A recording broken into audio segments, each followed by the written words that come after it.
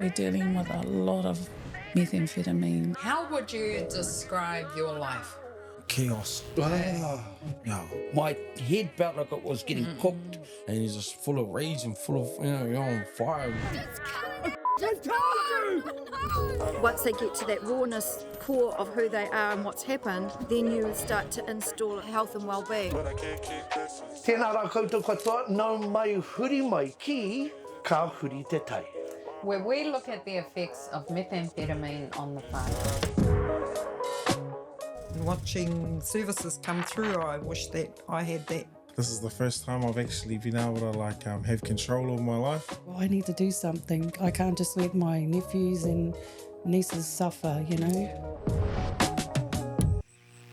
Kia ora, my name is Fairlayne Webster, and I'm from Masterton.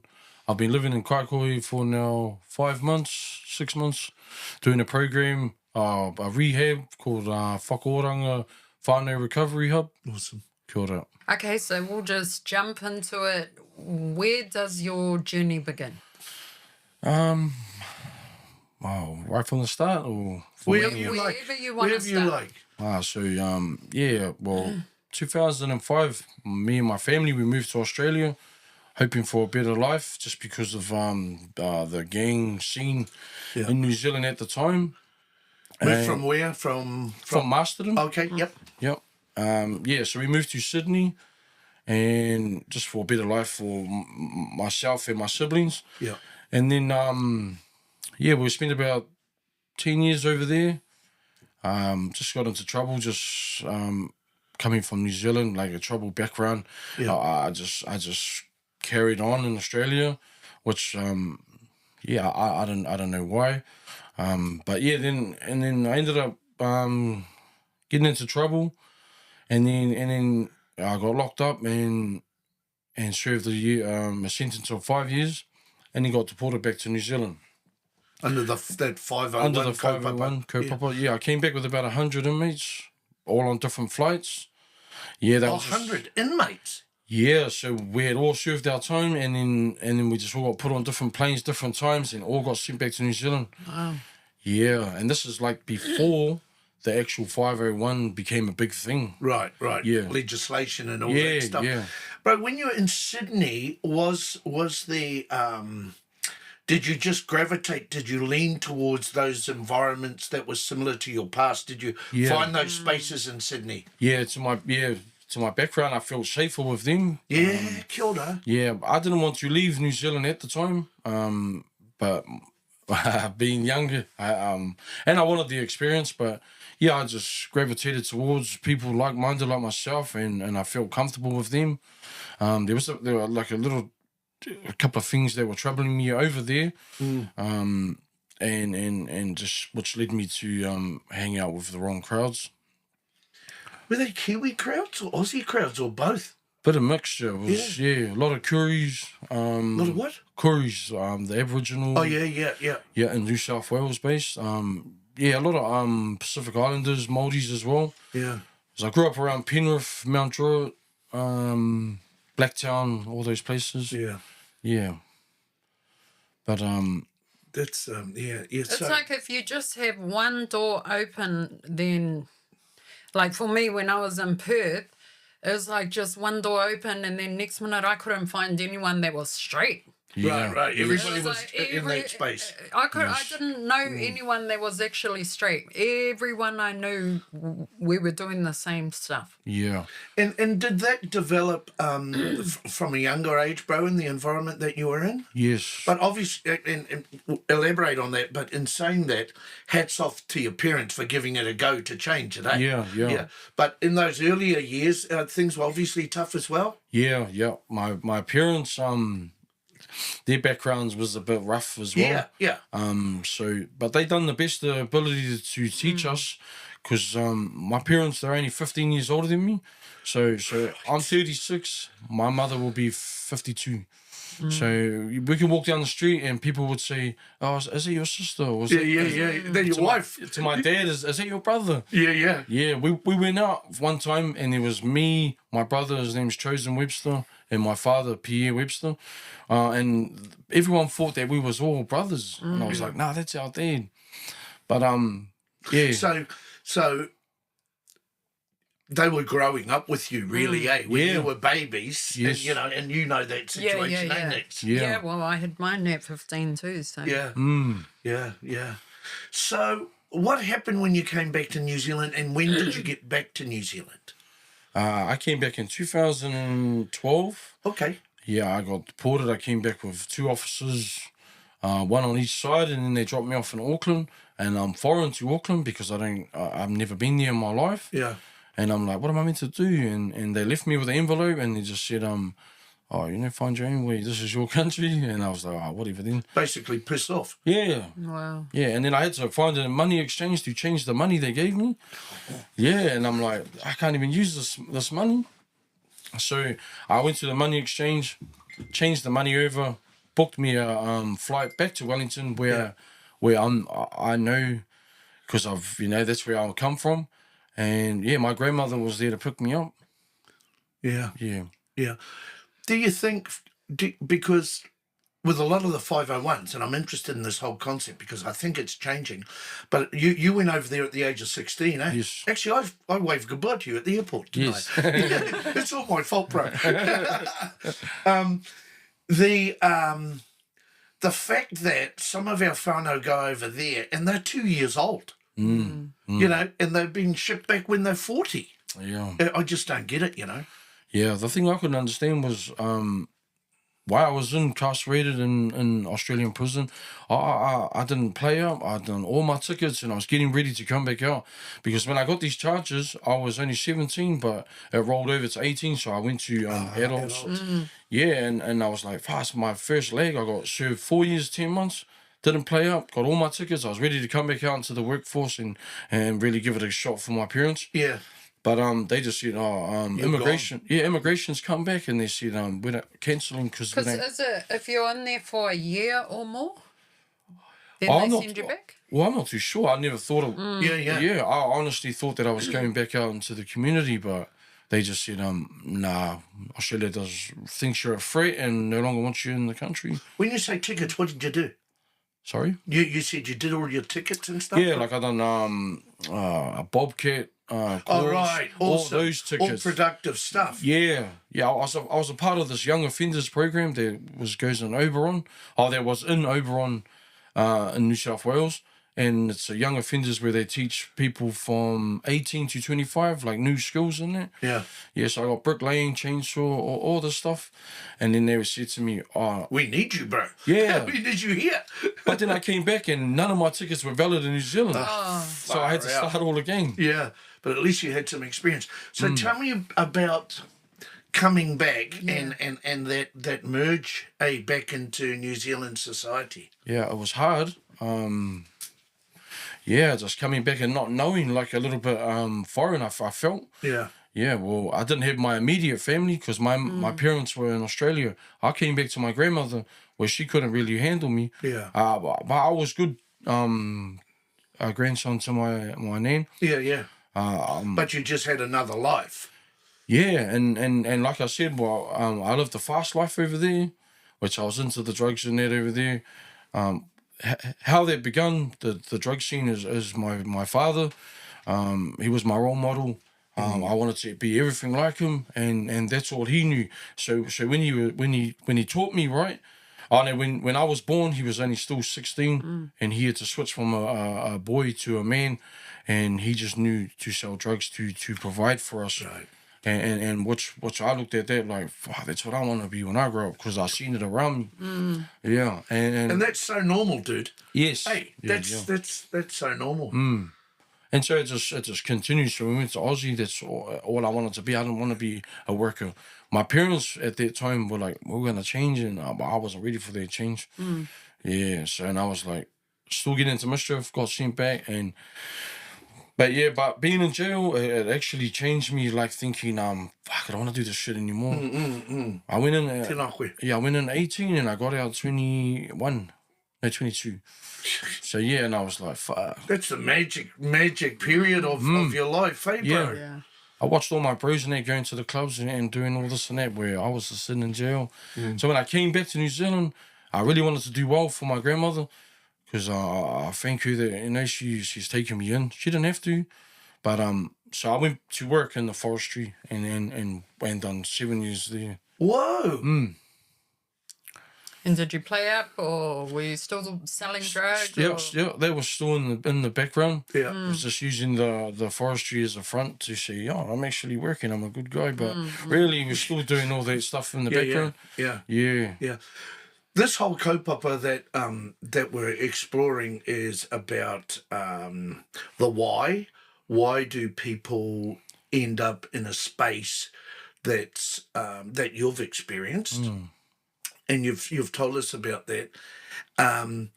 But what's happening to you now? Because I'm talking to an intelligent Maori man with a sparkle in his eye.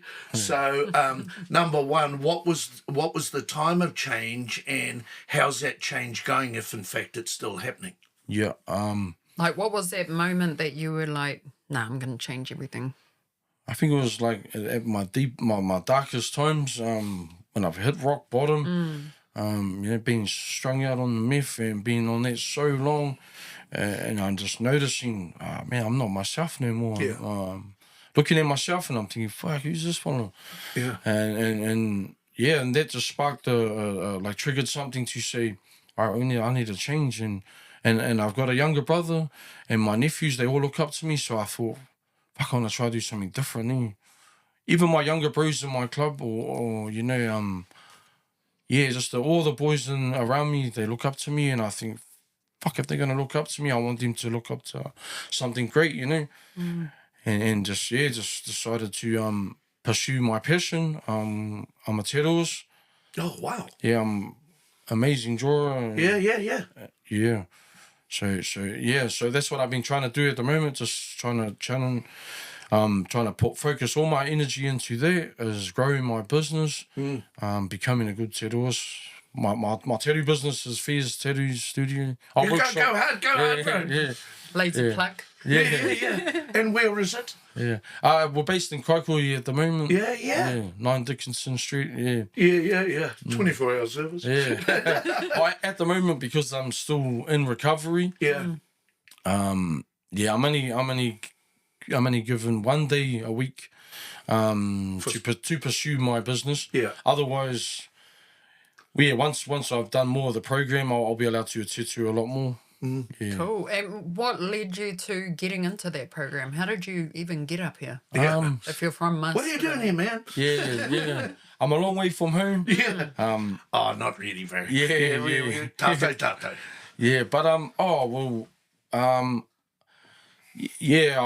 was in jail, and I was reaching out to any services I could get. I don't know. What led me to jail first was I was given a bracelet. Been on a bracelet for a year. At my mother's, and things fell out. I got a couple of issues I need to resolve with my mum. So if she watches this, you know, I love you, mum. Yeah, but yeah, so I had nowhere to live, and everywhere I was going, people were like, if you don't do this and that, you know, I'm just gonna tell you to leave, but I'm on a bracelet, I can't go nowhere. So I just ended up cutting my bracelet, went to jail. But I was reaching out. I was talking to my bro that was in recovery, Te Whetu. I was talking to him saying, can you get me to the rehab, brother? You know, I want to do something different. And then while I was in prison, I reached out to Fire Under and to YG and got him to plant the seed, put it into motion. And then, so I done the trip all the way from Kaitoku prison to Ngāwhā and got released into the rehab, and I've been here for 5 months. So you came to Ngāwhā prison? Yeah, I only spent 1 day there and then got released. Okay. Yeah. And you've been on the program for how long? I've been here for 5 months, but the program that I was on, it was like an anger management course. That went for 3 months. So and I graduated that not long ago. You haven't been here long. No. Not really. Yeah. Yeah. So. What does that course look like? It's quite intense. Yeah, it's not for the faint-hearted, as Mata or Stu says. Yeah. But I really enjoyed it because I've done a lot of those programs before in jail and on the outside. So it wasn't nothing foreign to me. And yeah, I handled it pretty well. Like whatever the information he was telling me, it just kind of like helped me refresh my tools, sharpen up my tools, as you would say. Yeah, and Well, they're survival tools, eh? sometimes when you get these tools though, when you first get them, you don't know how to use them. Okay. So you've got to use them and that will sharpen them up to use them better or properly. Yeah. Yeah. Bro, we mentioned before we started this corridor that you got a message from your daughter. Yes. That she said that she was so proud of you. Yeah. How does that feel? What does that do to you, to your heart? Oh, it just gave me a big smile and it just made my heart feel so warm. Yeah. That my daughter, my own, Yeah. is actually proud of me. Yeah. Yeah. But what does that do to your motivation? Just helps me to strive for bigger and better things. Yeah. And where do you see yourself going? What does your future look like? What's next? I'm just going to continue with this recovery journey.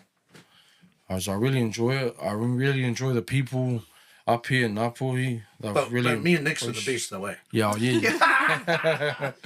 Bro, we've been talking about, sorry, I'm swinging all over the place because it's Saturday.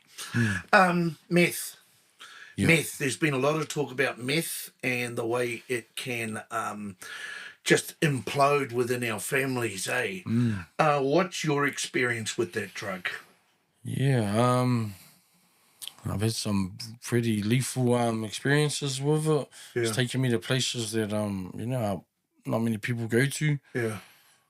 Yeah, just from a young age, like I said, just wanted to be like my father. So he went from smoking marijuana to meth, graduated to meth, and yeah, that's been my thing as well. Journey, yeah. Even to heroin and that, but yeah, meth is the worst, especially in New Zealand. Sometimes it's like not even real, and it's like a head thing, Yeah, a lot of synthetic stuff coming through. And people think that they're out of it, but it's all inside their head, Yeah. Wow. What does, if you were to explain what meth, because he's never had it. If How do you know? No, you know. I know. If you were to explain to him what meth could really do to somebody, how would you explain that? To me. To anybody that's never had it. Yeah, it's like sometimes it's like all this outer flesh on you is all gone. It's like a skeleton, and you're just full of rage and full of you're on fire. And that's how I feel. I have a big tattoo on my back. It's a skull with a flame on it, and I just felt like I was that person on my back. My pets that I put on, I felt like I was that person, just living in the flame and just burning everyone around me, all my family. Yeah, even my parents or my mother. Yeah, it's like she couldn't be in the room with me because all this bad aura was coming off me. Felt like, everyone was on tiptoe, and it's not a. Yeah. So how far into your recovery, like from drugs, all drugs? Yeah, from everything. Oh yeah. I'm 8 months clean today. Sure, Wow. bro. Yeah, and I've never felt so good about myself. Even going to exercise every morning, I wake up and then once I finish exercising, I feel like I love myself. I feel good. I look in the mirror, and I couldn't do that when I was on meth. It just made me feel like, who's that guy? I got to say, though, the way you answered Nix's question about you felt like you were on fire and you're burning everybody around you, I don't like what I hear, but that's a really symbolic answer, bro. I can see that picture of that person, but I'm not seeing any of that here sitting across from you. You know, I see warmth and I see intelligence, and that's the thing with drugs and stuff. It removes people's potential to go to their highest place. I mean, look at this wahine here. Yeah. You know, When I was on meth, a lot of self-doubt. I thought, I couldn't be good, I couldn't be great. But now I'm off it, I think, I can be someone, you know. oh hell yeah. How are your folks doing? And you don't have to, that's their business, but are they okay? Well, I hope so. I haven't spoken to them. Yeah. Because you burnt them. Yeah, well, I haven't resolved that because I've been where I am. My mother's returned back to Australia. Yeah. My father, he's still in addiction. Yeah. I still love him, but we just don't talk or they don't see the same walk that I'm doing. Yeah. Yeah. How is it you talk about the club and stuff? How is your positivity received by the club that are still in that other space, your old space? How's that received? How are you looked at? It's a bit 50-50. Yeah, yeah. It's mixed there. Like, a lot of boys are praising me, but then a lot of other bros are not because they think it's gangster to do all that other, like, petty crime and this and that. But for me, the most gangster thing you can do is look after yourself and your family. Yo, bells are ringing. Because to me, ko tērā te aho te tangata, that's the shape of the man. Is to what you said, bro, is just so powerful, man. That's so cool.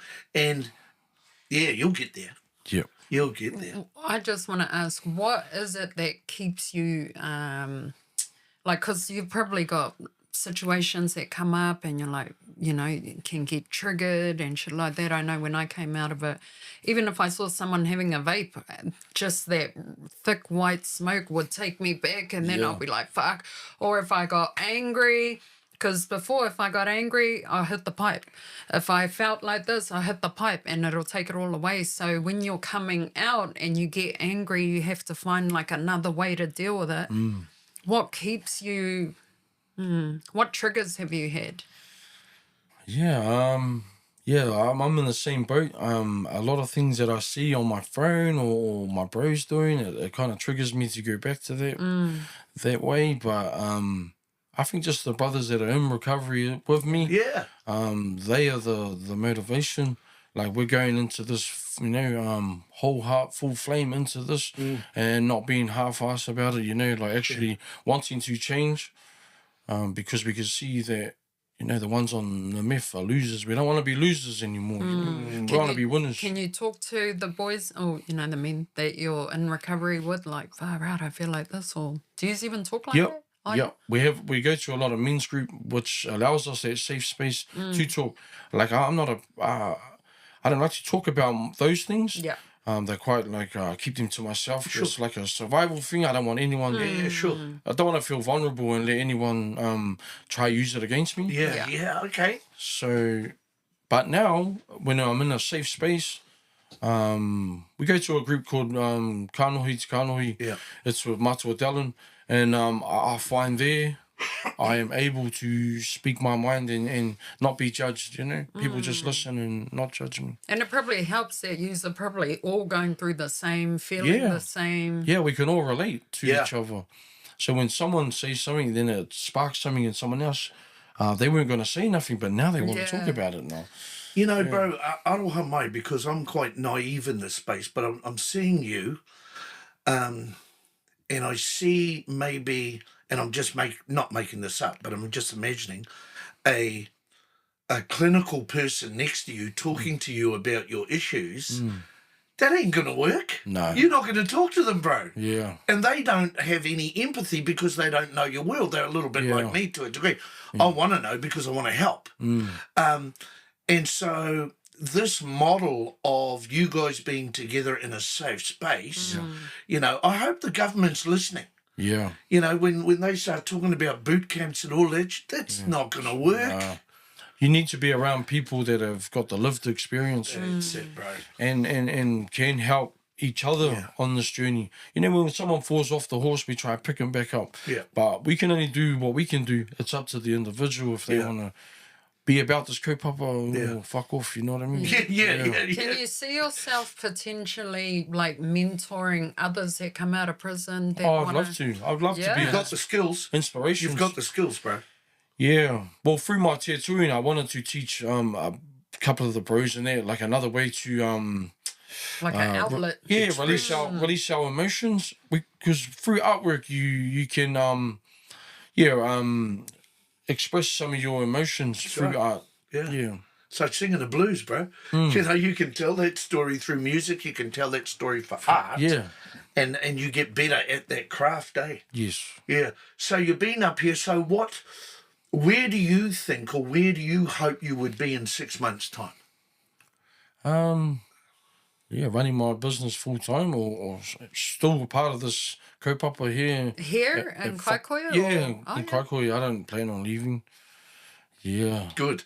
Yeah, I just like it here. Why it's so it's not hectic like the cities or the towns and here's a small place where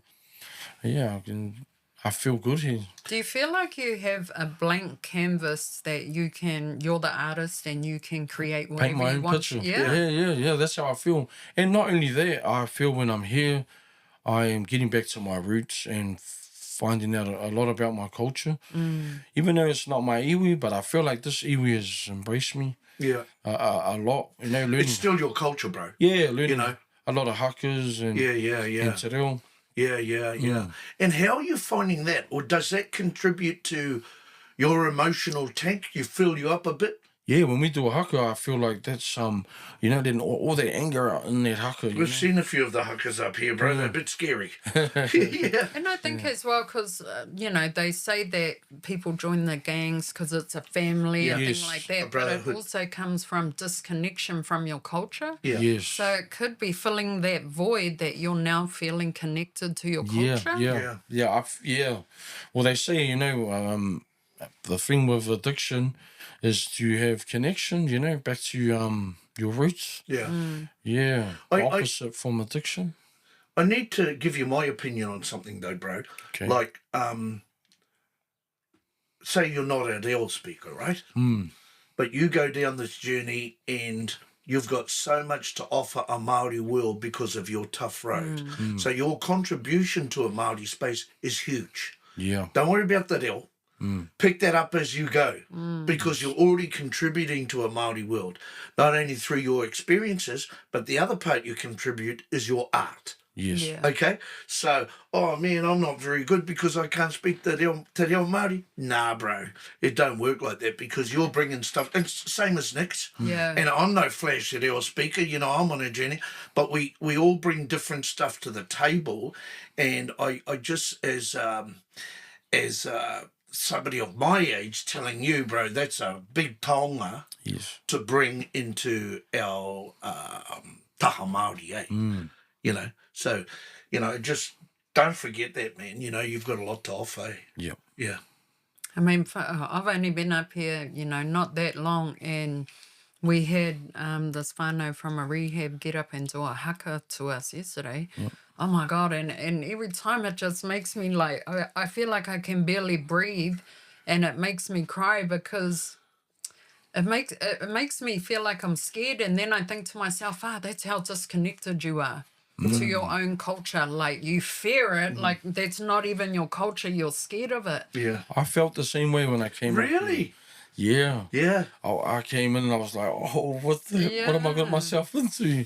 I was thinking, I might get back to jail because it's easy. Yeah. But I was like, nah, we got to stick it out, man. Because my bro, he put his hand up to get me here. And you can't let him down. I can't let him down. Yeah. With that, for me with haka, and I'm not a haka person, when they haka to me and Nix, it just gives me so much power, eh? Because the more power they give in, that's their aroha for you, eh? Yes. Especially a haka, unless they say we're going to cut your head off or something. But, those days are gone. Yeah. I hope. But, there's take that power on. because they're giving it with love, Yeah. even though that's my interpretation of it. Well, it was and I'm like no a- expert. It was like a fear, but it's also like, I'm so proud to be a part of this. Yeah. Like for that to actually Yeah. be my culture. Even if I mean, I can't speak or anything yeah. like that, but just to know that actually I have that blood, it's like a fear, but also like, yeah. Yeah. That's what I love about the haka is when I leave from it, I feel powerful. Yeah. Yeah. Yeah. But you're representing something that's it's 1,000 years old, bro. You know, and I heard what you said about even though this isn't your iwi up here, he Māori koe, you know, and the ancient Māori way is to look after. You know, and that's what you're going to feel up here. Kaikohe is awesome, bro. Yeah. You know, I'm sure it's got its warts and pimples, but so does New York. Yeah. You know, Yeah. you know the Big Apple, bro. It's full of crap. so I'm excited for you. I'd love to see you again in 12 months. Thank you. Yeah. Just quickly, coming out of your recovery, like how you're on your journey now, like when I was in jail and that, after all my years of being fried and that, when I got to jail, you have to have routine and structure, because that's how it rolls. Yeah. And I felt as though having routine and I've got to have this done like this, because in that world, there's no routine. No. Fuck, no, there's no day that's exactly the same. It's just crazy fast paced. But then going to jail and getting that routine, do you feel like getting back into that routine helps you with your recovery? Yeah, I've always had that routine about me. Just installed from a young age. My father, he was real particular, and he installed these ways into us that I still live to this day. So when I went to jail, it was just normal. You know, wake up early, like you know, you got mahi on. You know, don't lie around. Have a wash, have a cake, move. The basics. Yeah, but those templates are totally transferable. It's how you use that pattern to come over to this. Well, like how I said, I idolised my father. I watched him every day.